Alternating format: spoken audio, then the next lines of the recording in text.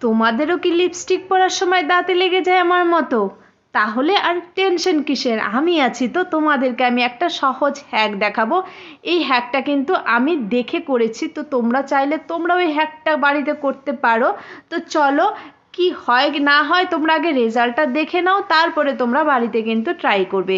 তো এখানে হ্যাকটা দেখিয়েছে যে একটা টিস্যু পেপার নিয়েছে, টিস্যু পেপারটা ভালো করে মুড়িয়ে নিয়ে মুখের মধ্যে দিচ্ছে। তো আমিও তো হচ্ছে মুড়িয়ে নিয়েছি, নিয়ে এবার হচ্ছে মুখে দিয়ে দিলাম। মুখে দিয়ে এবার দেখো আমি এটা লিপস্টিক পরা স্টার্ট করেছি। আমি নিয়েছি একটা লিকুইড রেড কালারের লিপস্টিক।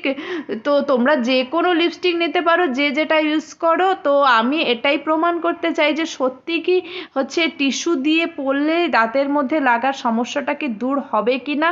তো চলো দেখি কি হয় ফিনিশিংটা। আর ততক্ষণ আমি তোমাদের বলে রাখি, যারা যারা আমার চ্যানেলটাতে নতুন জয়েন করেছো, এখনও আমাকে ফলো করনি, তারা ঝটপট করে ফলো করে দাও। কারণ এরকম হ্যাক ভিডিও দেখতে চাইলে কিন্তু নতুনত্ব আমাকে ফলো করতেই হবে, তাহলে তোমরা অনেক কিছু নতুনত্ব শিখতে পারবে। তো দেখো, তোমাদের সাথে কথা বলতে বলতে এখানে কিন্তু আমার হয়ে গেছে। দাঁতে কিন্তু লাগেনি, লেগেছে আমার ঠোঁটে টিস্যুটা। কিন্তু মনে হচ্ছে খুব সুন্দর হয়েছে অন্যবারের তুলনায়। মানে নর্মাল যেভাবে পড়ি তার থেকে বেশি টিস্যু পরে আমার মনে হয় বেশি ভালো লাগছে। আর সাইডে মনে হয় একটু বাদ গেছে, সেটা বাইরের দিকে, কিন্তু ভেতরে কিন্তু একদম খুব সুন্দর হয়েছে।